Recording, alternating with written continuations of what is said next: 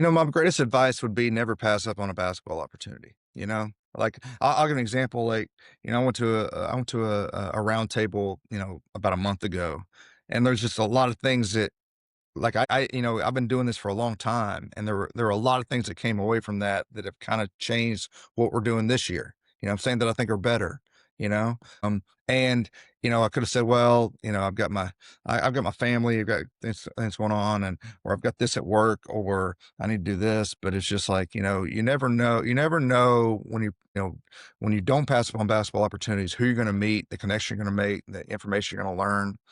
The second thing I think, my second job, I was a high school assistant coach in Atlanta, and I worked for a guy named Lou LaFave. And one thing he taught me was like, he was like, "Hey, you're always going to these things, clinics, going to watch people practice, stuff like that. That's awesome. But like, have you ever thought just like, hey, try to figure it out yourself?" You know what I'm saying? So I think it's been a combination of that.